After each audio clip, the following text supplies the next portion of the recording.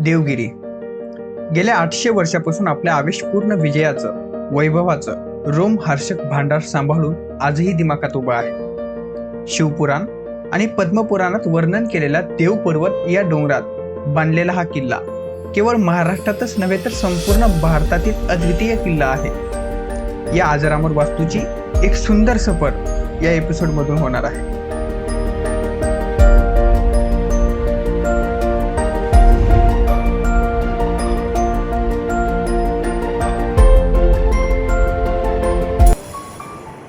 Good morning. All set. 5:30 वाजलेत. 4:30ला उठलो होतो. आंघोळ वगैरे केली, फ्रेश झालं, थंडपणाने आंघोळ केली, फ्रेश झालो आणि आता निघतोय.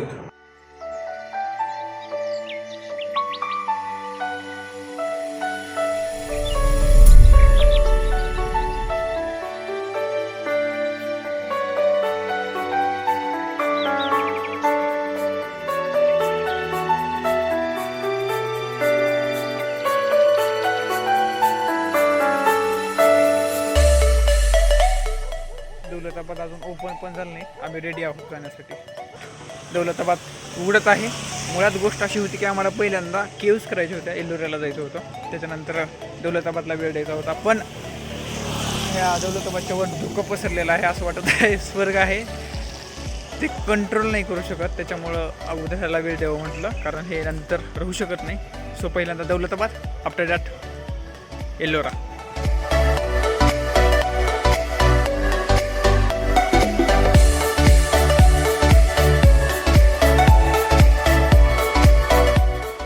आता मोह आवरत नाही, पण जस्ट जाण्या अगोदर 2-3 तास फिरायचे आतमध्ये. तत्पूर्वी एक चहा घेऊन चालू करूयात. दिवसाची सुरुवात चहाने होते. एकदा हे भेटलं की एनर्जी भेटते. नंतर परत आज माझ्यासोबत आहेत माझे 2 जवळचे त्या जवळचे औरंगाबादचे 2 मित्र, अभय आणि Rahul. Good morning. Very good morning. सुप्रभात मंडळी. मी उदय उमाकांत उकरडे. चला औरंगाबाद फिरूयाच्या नेक्स्ट एपिसोडमध्ये मी तुमच्या सर्वांचं स्वागत करतो. आज महाराष्ट्रातील 7 आश्चर्यापैकी एक आश्चर्य असणारा दौलताबादचा किल्ला आज आपण पाहणार आहोत. पाहूयात किल्ल्यात प्रवेश होतोय.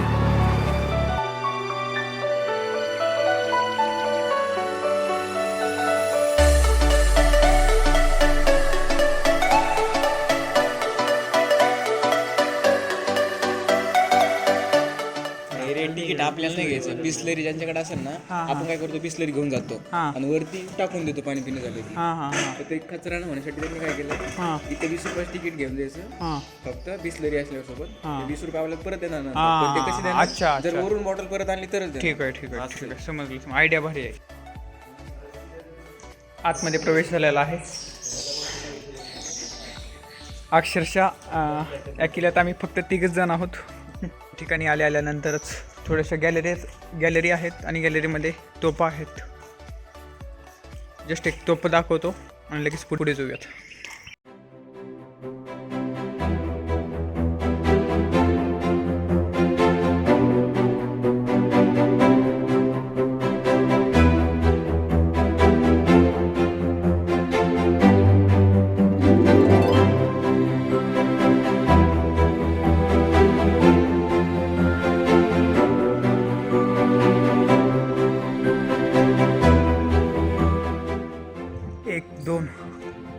हा पहिला दरवाजा आणि आता दुसऱ्या दरवाजामधून आत येतोय.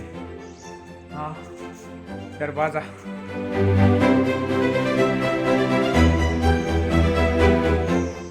हत्तीच्या जोरानं पण न आत ढकलला न जाणारा असा हा दरवाजा आहे. आणि एंट्रीला 2 हत्ती आहेत.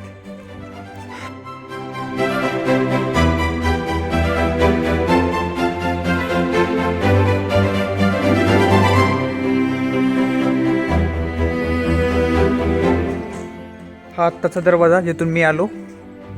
जर शत्रूंनी अचानक अटॅक केला तर डायरेक्ट समोर इथे दरवाजा न राहता, इथं थोडंसं मैदान न राहता, या ठिकाणी थोडासा टाईम भेटावा यासाठी या ठिकाणी दरवाजा आहे.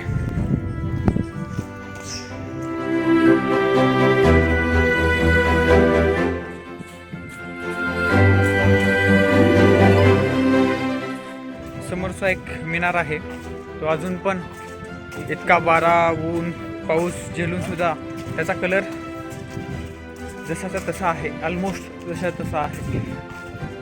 याला काही अजून कलर दिलेला नाही, जसा तसा आहे आजपर्यंत.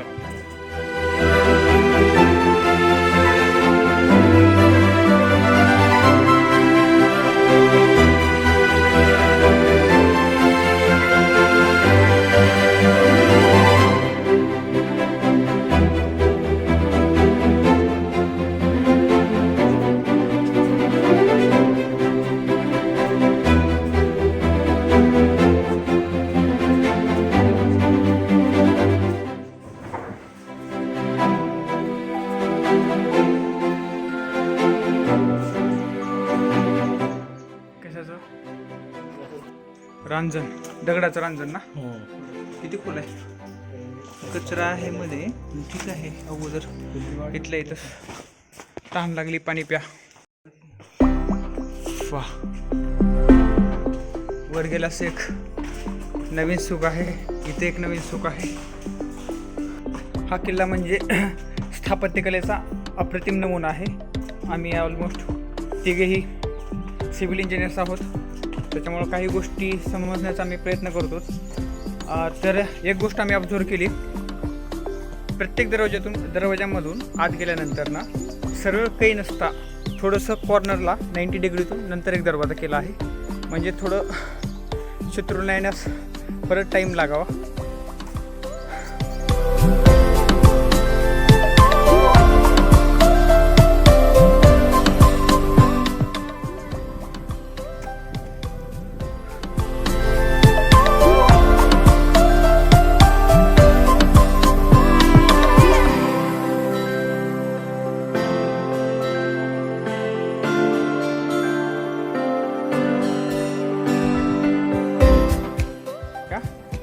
ही होती मेंढा तोप, मोठी आहे खूप.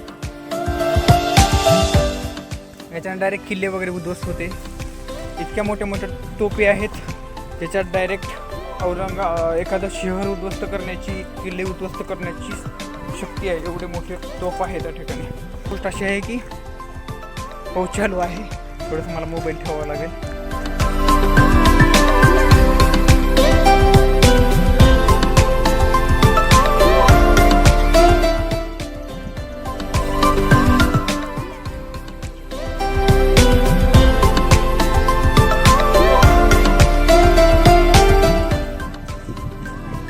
हा, चारीकडून खंदक आहे का? फक्त एकच रस्ता आहे हा? अच्छा, बर बर बर. म्हणजे हे तिथून निघाल्यानंतर इथून येत आहे का? आता जे माझ्या मागे आहे ते खंदक सरोवर आहे. या किल्ल्यावर येणं अशक्य होतं. जरी चुकून कुणी आला तर इथून येणं परत अवघड होतं. हे आता हा एरिया पूर्ण वार स्ट्रॅटेजीनं बनवलेला आहे. आता हे ब्रिज जे होतं ते आत्ता केलेलं आहे, त्या अगोदर ब्रिज नव्हतं. माइंड गेम, प्रत्येक ठिकाणी माइंड गेम आहे.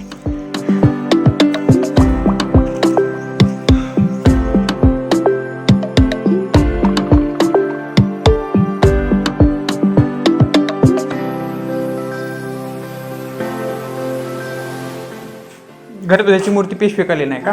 गणपतीची मूर्ती पेशवेकालीन. मग मंदिर 1000 वर्ष पूर्वी कसं? मंदिर बांधलेलं किल्ल्यासोबत. हा. फक्त मूर्ती नंतर. किती वेळ लागतो फिरायला गड?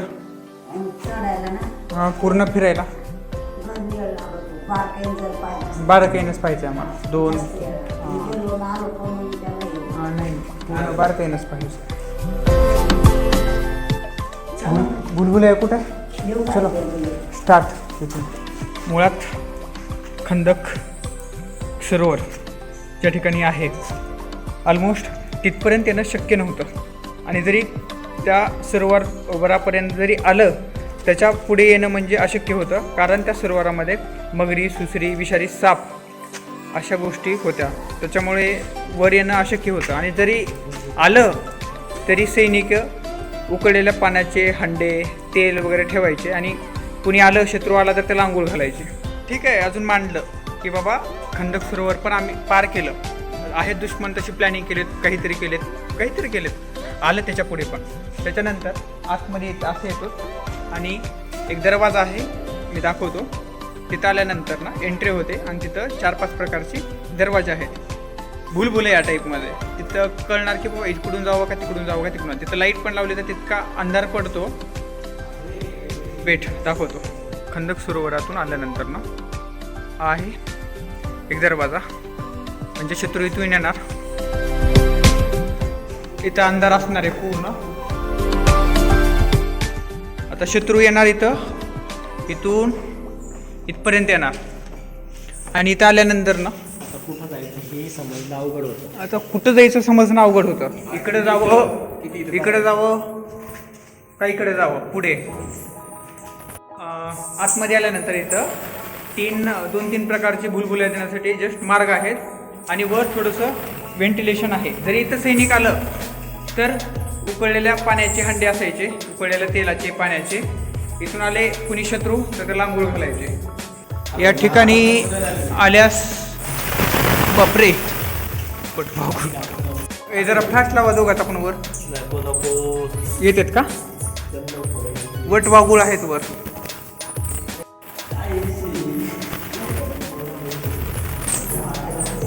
हा परत इकडून पाहिल्यानंतर अजून इकडून अजून एक होतं का परत हा असा.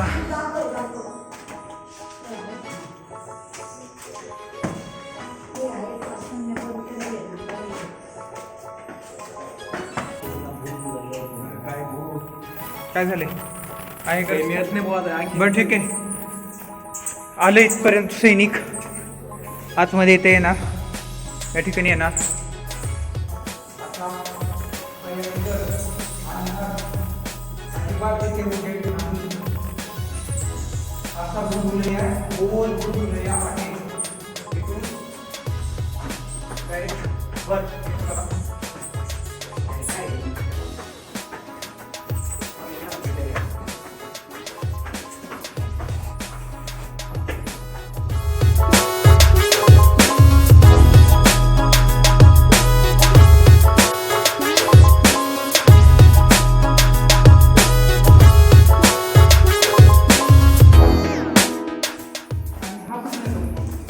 फक्त असंच थोडं हे कन्फ्यूज करण्यासाठी गेलेलं आहे ते. इकडून पण येणार, इकडून पण हमला होणार.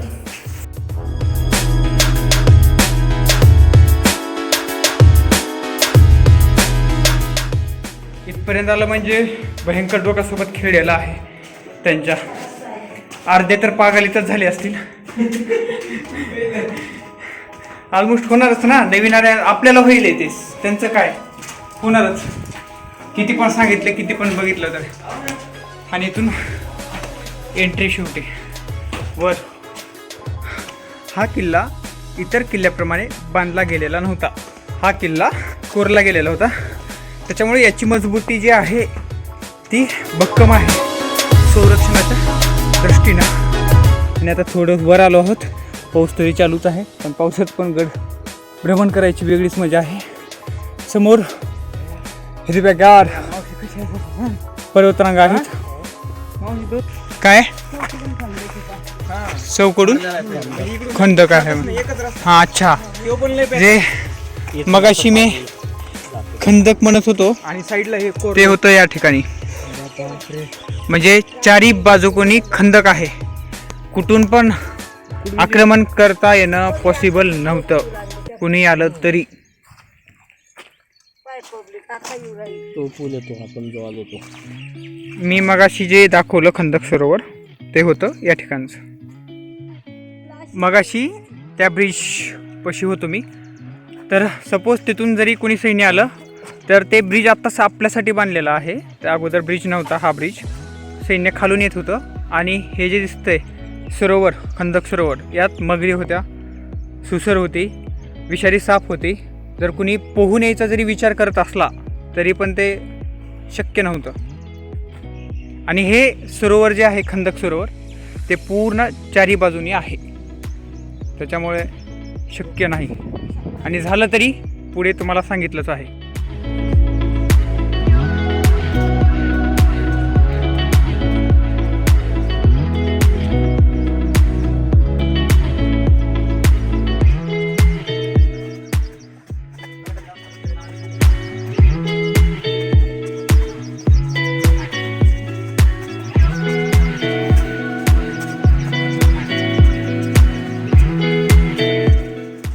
भ्रमंती करणं सोपं आहे, मस्त आहे, आनंद देणार आहे. सोपं नाही मुळात, आनंद देणार आहे.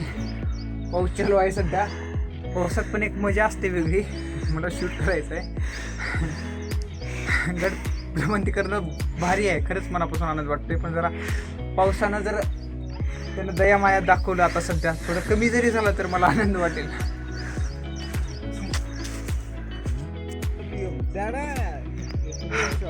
हा किल्ला म्हणजे थोडक्यात माइंड गेम आहे. कसं काय आहे, तुझं स्वागत करतोच मी. शत्रूला बोलवला, किती का मोठा शत्रू असना, मी तयार आहे. सर्वात पहिल्यांदा हे दिसत असेल, आपण आलोत या ठिकाणाहून. आता हे असं सांगणं म्हणजे असं झालं की ऑनलाईन शिकवल्यासारखं. तर एंट्री ह्या गेटमधून झाली. हे होतं मिनार. त्याच्यानंतर या दरवाजामधून आत, परत इथून आत, परत इथून आणि परत इथून हे वर भुलभुलयातून वर. पॉसिबल अशक्य काहीच नाही, नथिंग इज इम्पॉसिबल म्हणतो. पण या गडावर हे उदाहरण सूट होत नाही. इथं अशक्यच आहे. इथून जरी येऊ शकलं म्हणलं तर इथं मगरी वगैरे आहेत, आणि जरी म्हणलं तर वर कसं जाणार हे, शक्यच नाही, शक्यच नाही, अशक्य आहे. हा थोडंसं निगेटिव्ह वाटेल, पण अल्लाउद्दीन खिलजी हा पण खूप हुशार होता. त्याचं माइंड पण डेंजरस होतं. हा आता निगेटिव्ह कॅरेक्टर आहे तो, ती गोष्ट वेगळी झाली. पण त्याला माहीत होतं हे बाबा खरंच आपल्याला युद्ध करायचे आणि जिंकायचे, त्याला पॉसिबल नाही. त्याच्यामुळं मी ती स्टोरी सांगणार आहे. तो जस्ट भेटायला आला आणि आपलं रौद्र रूप धारण केला आणि जिंकला. अल्लाउद्दीन खिलजी असा माणूस होता, त्याच्यावर विश्वास ठेवणं म्हणजे अवघड होतं. तो आला या ठिकाणी, हा किल्ला जिंकला आणि दिल्लीच्या गादीवरती त्याचे काका होते आणि हा जिंकला. मग त्याला दिल्लीचा सम्राट बनायचं होतं. तो हा किल्ला जिंकला आणि दिल्लीकडे गेला. काकाला सांगितलं अशी अशी गोष्ट, एकांतात घेऊन बोलत होता आणि सांगितलं मी हा किल्ला जिंकलोय आता हे ते. आणि आय थिंक मला असं वाटते की काका त्या दिल्लीचा सम्राट करायला करू दिले नसतील. त्याच्यामुळं अल्लाउद्दीन खिलजी त्यांच्या काकाचा शेवट केला आणि तो दिल्लीचा सम्राट झाला. आणि त्याचा सामना करण्यासाठी कुणी इतकं प्रिपेअर नव्हतं त्यावेळेस, कारण ऑलरेडी त्यांना हा अभेद्य देवगिरी किल्ला जिंकला होता. या ठिकाणी आहे गणपती बाप्पाचं मंदिर. गणपती बाप्पा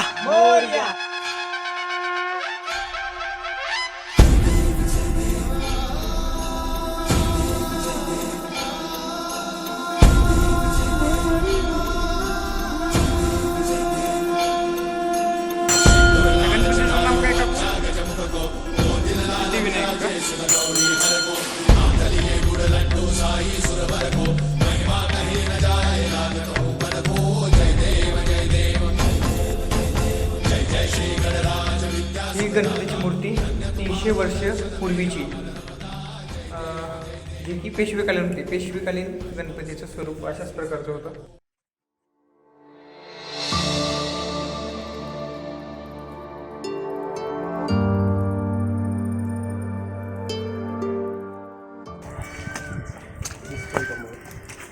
मोर नाही दिसत, पण आवाज, नजारे, दृश्य. अल्लाउद्दीन खिलजी डेंजर होता.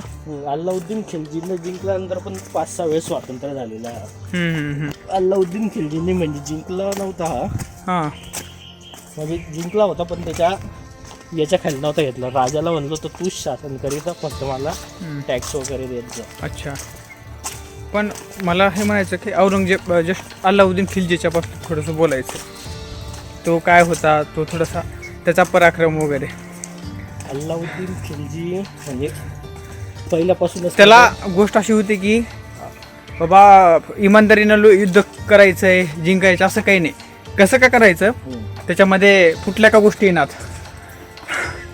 पण मला जिंकायचंय कसं का असं ना फिरते. हां, लालसा जास्त होती. लालसा जास्त होते. हां, पण पराक्रमी म्हणावंच लागेल ना, डेंजर म्हणावंच लागेल. म्हणजे पराक्रमी तसं म्हणता म्हणणार नाही, पराक्रमी पण होता, पण थोडंसं डोक्यानं वगैरे डोकं वापरून वगैरे काम करतात. कुणी कितीही पराक्रम का असे ना, गोष्ट अशी आहे की प्रत्येकाची व्हॅलिडिटी असते. प्रत्येक माणूस आपापल्या व्हॅलिडिटीनुसार जन्म घेतो आणि व्हॅलिडिटी संपली की गमवतो, जातो, राहते शेवटी त्याची कीर्ती. आम्ही पूर्ण सध्या दुःखात आहोत. मागे जे पाहत आहात, वर जे पाहत आहात ते पूर्ण धुकं आहे. वर काय आहे, मरच म्हणता येईल तो राहण्यासाठी. हा सपोज माझ्या समोरचा, माझ्या मागचा आहे महल. या ठिकाणी कदाचित राहत असेल. आता पूर्ण हिस्ट्री वगैरे काय आहे ती मी एकाच ठिकाणी बसून सांगतो. आत्ता पाऊस ऑलमोस्ट कमी झालेला आहे. आता मला वाटतं धुकं आहे तेवढा का होणार येईलच, है ना, कमी झालं आहे ना, पण प्रचंड मजा आहे. हा किल्ला चांगला ठेवला, याच्याबद्दल मला तर थोडंसं आनंद वाटला बरं का. आहे ना, चांगला ठेवला बरं का, थोडंसं काळजी वगैरे घेतात, ती महत्त्वाची गोष्ट आहे. आता महाराष्ट्राचं 7वं आश्चर्य म्हटलं तर ते गोष्टी कराव्याच लागतील.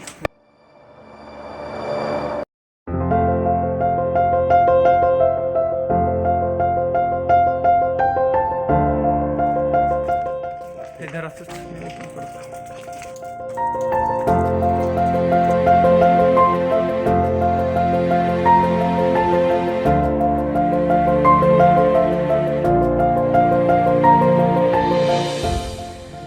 थोडंसं आतमध्ये आलो.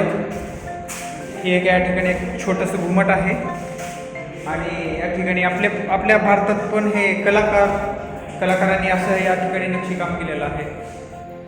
मला एक गोष्ट बोलायची आहे की आपल्या भारतामध्ये अनेक सुंदर वास्तू आहेत, त्याचं जतन काही लोक करतात आणि खूप छान छान वास्तू आहेत, खूप अप्रतिम एकमेकाद्वितीय वास्तू आहेत. त्याची जोपासना करायला पाहिजे. काही कलाकार येतात आणि आपल्या कला इथे सादर करतात असे लिहून. मला निगेटिव्हिटी करायची नाही ब्लॉगमध्ये, जस्ट पण हे नाही करायला पाहिजे असं.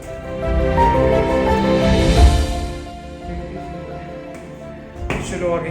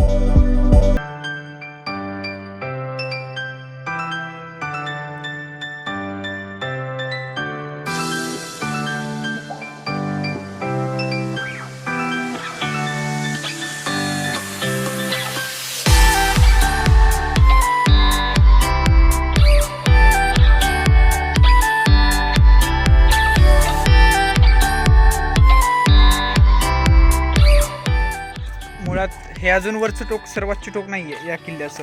या किल्ल्याचं सर्वोच्च टोक आहे आणि माझ्या मागे. पण आत्तापर्यंत इथपर्यंत आल्यापर्यंत अजून थोडंसं दम आला, ती गोष्ट वेगळी झाली, पण थकल्यासारखं अजून वाटलं नाही. कारण या किल्ल्यानं थकवाच येऊ दिला नाही, मेन महत्त्वाची गोष्ट.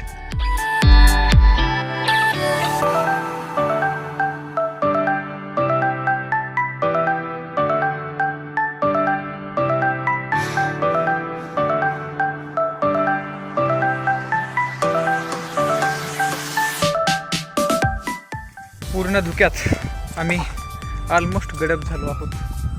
पूर्ण धुकं आहे वर आजूबाजूला. खालची बाजू जरी दाखवायची म्हणली तरी मी दाखवू शकत नाही. तरीही ऑलमोस्ट किल्ल्यावर आल्या स्वर्गात आल्यासारखं का म्हणतात हे आता खालचे नजारे दाखवल्यानंतर ना कळेल तुम्हाला. ऑलमोस्ट खालचं आता सध्या तरी काही दिसत नाही, कळतसुद्धा नाही, पूर्ण धुकं आहेत. दाखवतो खालचं काहीही दिसत नाही. हे जस्ट आत्ता आलो इथून म्हणून हे दिसतंय, तरी तिकडून गाड्याचे फक्त आवाज येत आहेत.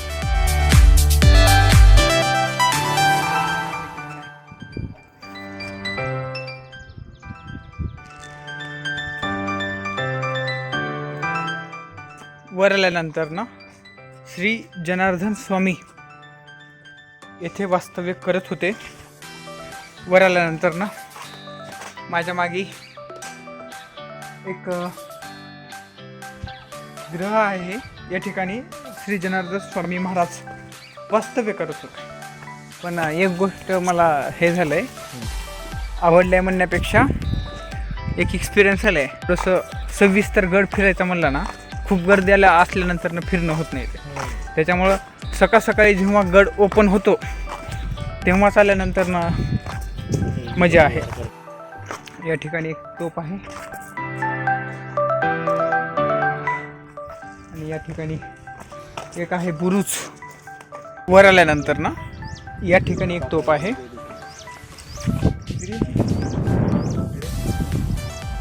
अशा तोफे आहेत. आता वर एक दुर्गा तोफ आहे, मी दाखवतो. अशी तोफ आहे वरची दुर्गा तोफ, ज्याने शहर उद्ध्वस्त होत होतं. इतकी मोठी तोफ आहे आणि औरंगजेबाची सगळ्यात आवडती तोफ आहे. परत एकदा खालचं सौंदर्य.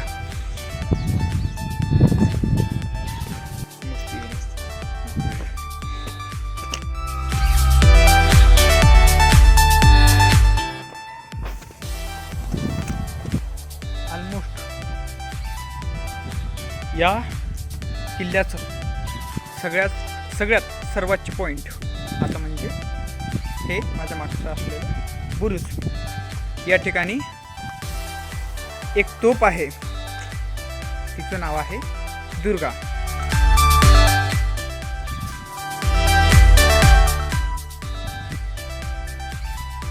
आता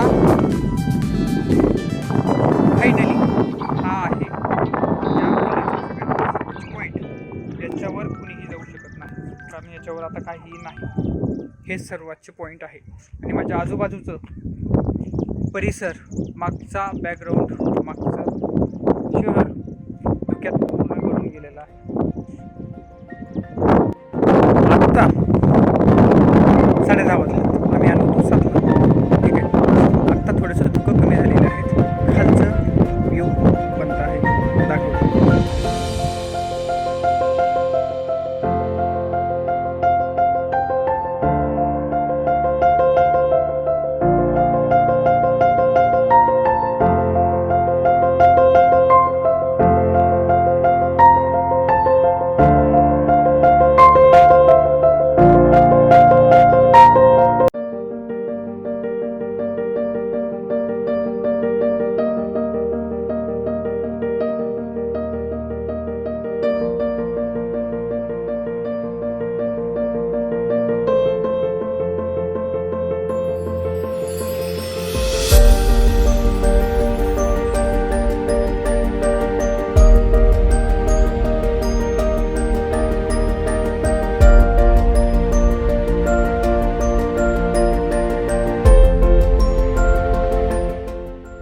या तोफेला आधुनिक ब्रह्मास्त्र म्हणता येईल आणि या तोफेचा मारा केल्यानंतर ना एखादं शहर उद्ध्वस्त करता येईल इतकं सामर्थ्य या तोफेमध्ये होतं. इतकी प्रचंड आणि मोठी तोफ आहे ही. आजपर्यंत माझ्या आयुष्यात किंवा आमच्या आयुष्यात सगळ्यात मोठी तोफ जर आहे तर ही आहे दुर्गा तोफ. आता थोडंसं दौलताबाद थोडंसं हिस्ट्री सांगतो, बट हिस्ट्री सांगण्याच्या अगोदर क्विक डिस्क्लेमर. मी जी ही इन्फॉर्मेशन काढली आहे ती विकिपीडिया आणि अनेक काही सोर्समधून काढलेली आहे. काही चुकलं तर माफी मागतो. ऑलमोस्ट हे करेक्ट असेल, 100% नाही सांगू शकत. ठीक आहे, तर दौलताबाद 12व्या शतकाच्या सुमारास याचं नाव देवगिरी होतं. कारण हा जो डोंगर होता त्याच्या एका साईडला अनेक देवळे होती, त्यामध्ये जैन, बुद्ध, हिंदू धर्माची देवळे होती. त्यामुळे या किल्ल्याला देवगिरी हे नाव ठेवलं होतं. या ठिकाणी यादव साम्राज्याची सत्ता होती. त्यामुळे तर दिल्लीचा सुलतान जलाउद्दीन खिलजी याला येथे सत्ता करण्याचा मोह होता. त्यात पहिला आला अलाउद्दीन खिलजी, जे आपण पद्मावतमध्ये पाहिलं आहे. अलाउद्दीन खिलजी इथं आला, या किल्ल्याची सगळं प्लॅनिंग केला. मुळात हा किल्ला प्रामाणिकपणे युद्ध करून जिंकणं अशक्य होतं, इम्पॉसिबल होतं. तो या ठिकाणी आला सन्मान करण्यासाठी, बट अगोदरच त्याने सगळं प्लॅनिंग केलं होतं आणि इथे येऊन तो दगाबाजीने हा किल्ला हातात घेतला. आला होता सन्मान करण्यासाठी आणि किल्ला पूर्ण जिंकून घेतला दगाबाजीने. या किल्ल्यावर ताबा फक्त गद्दारीनेच शक्य होतं. मुळात आपण 800 वर्षे प्राचीन वास्तू पाहतोय आणि खरंच ही वास्तू मनाला वेड करणारी आहे. ही जागा म्हणजे स्थापत्यकलेचा अप्रतिम नमुना होती. खास आमच्यासाठी, आम्ही सिव्हिलचे आहोत, ही आमच्यासाठी नेत्रसुखद मेजवानी आहे. हा किल्ला संरक्षणाच्या दृष्टीने सगळ्यात मजबूत होता. यावर कुणीही वर्चस्व गाजवू शकत नव्हतं. त्यामुळे या किल्ल्याला अजिंक्य किल्ला असेही म्हणतात. या किल्ल्यावर येणं अशक्य होतं आणि आलंच तर तटबंदीच्या रांगांना त्यांना सामोरं जावं लागत होतं.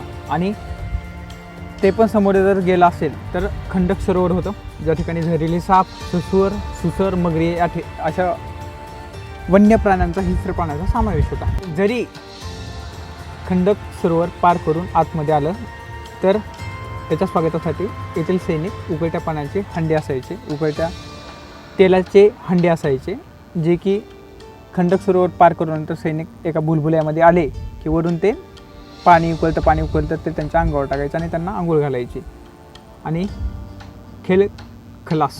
त्यामुळं या किल्ल्यावर ताबा शौर्यानं मिळवणं इम्पॉसिबल होतं.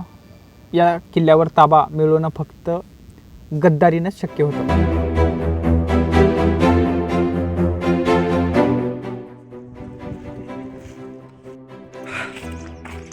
आता सध्या 11:15 वाजलेत.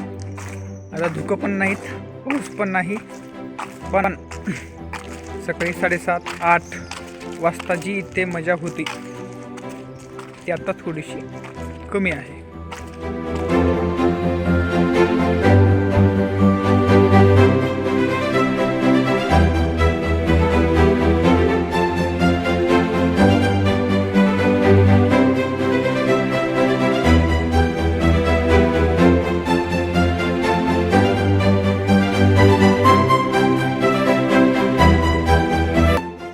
जो बुलबुलैया म्हटलं होतो, आता त्याची लाईट चालू केलेली आहे. आता पर्यटक येत आहेत, आता येत आहेत, गर्दी आत्ता होत आहे हळूहळू. आम्ही जेव्हा आलो तेव्हा कोणी नव्हतं. आता लाईट पडली आहे, आता थोडं उजेड दिसत आहे. त्याच्यामुळं आता रस्ता सापडायला काही तेवढा अवघड जाणार नाही. थोडा आता परतीचा प्रवास चालू आहे. असं वाटू नये की हे फक्त चांगलं बोललो आहे, हे नाही. जरा परतीचा प्रवास करताना थोडंसं त्रास होतो, समजून घ्या. पायात वगैरे थोडंसं जोर द्यावं लागतं, थोडंसं ब्रेक मारत जावं लागतं. उतार असतो.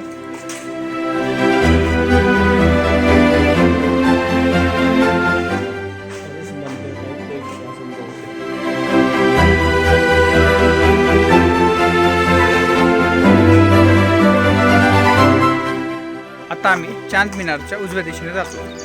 या ठिकाणी दगडांची मूर्त्या आहेत कोरलेल्या, ते पाहणार आहोत. पाहूयात. या ठिकाणी मूर्ती आहेत, दाखवतो.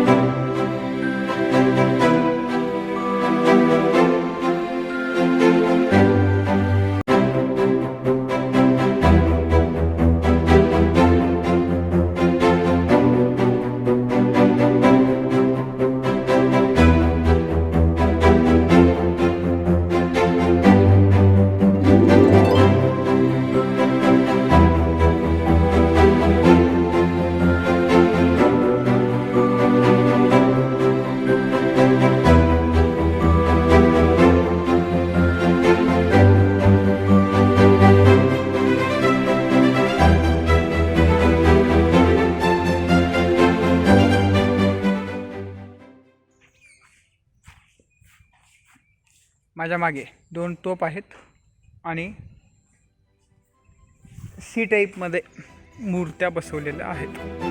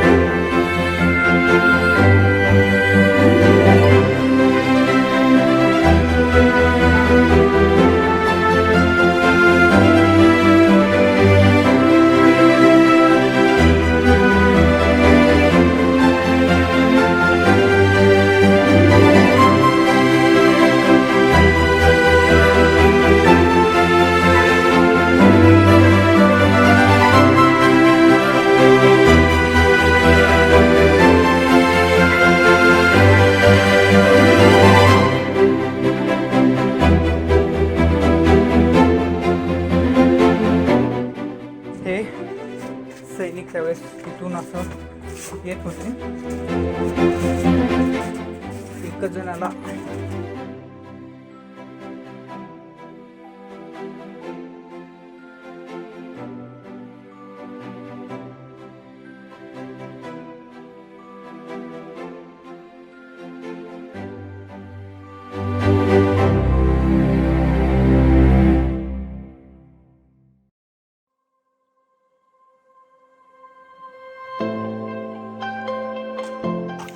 या ठिकाणी एक गार्डन आहे आणि समोर आहेत तोफ रचून ठेवल्या आहेत. विचार करा किती असतील या तोफा त्या काळात.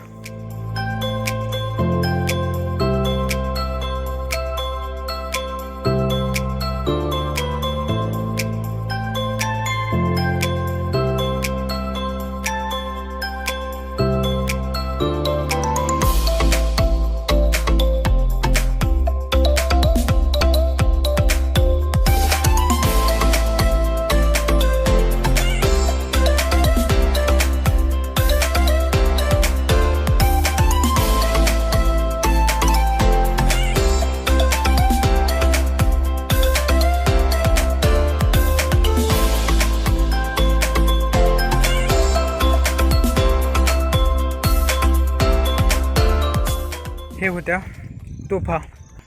हा दौलताबाद एकमेव किल्ला आहे ज्या ठिकाणी भारत मातेचं मंदिर आहे. एकमेव किल्ला.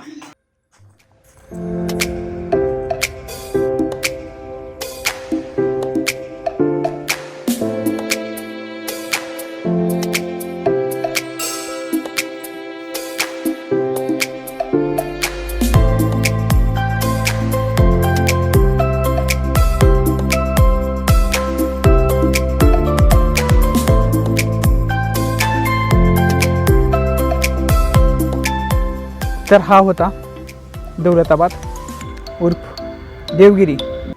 हाय, हा ब्लॉग थोडा मोठा झाला, थोडा म्हणण्यापेक्षा भरपूर मोठा झाला, पण गोष्टी ज्या आहेत तिथल्या वस्तू वगैरे आहेत ते सूक्ष्मतेने दाखवण्यात आला, त्याच्यामुळे थोडासा लांब झाला. एनिवेज तिथून आम्ही एल्लोरा केव्जला निघालोत. ते आता नंतरच्या एपिसोडमध्ये तुम्हाला दिसेल. ते ऑलमोस्ट दौलताबाद ते एल्लोरा केव्ज 13 किलोमीटरवरती आहे. एनिवेज मी इंस्टाग्रामवरती सुद्धा आहे, डिस्क्रिप्शनमध्ये लिंक आहे, या तिथे आपली अजून घट्ट मैत्री होईल. हा एपिसोड तुम्हाला कसा वाटला, तुमच्या प्रतिक्रिया मला जाणून घ्यायला आवडेल. कमेंटमध्ये टाका. हा ब्लॉग मराठी बांधवांसोबत तुमच्या मित्रांसोबत शेअर करा, लाईक करा, नवीन असाल तर सबस्क्राईब करा. I will see you in Ellora caves episode. Till then take care, bye bye, धन्यवाद. Chase your passion, not your pension. Boom.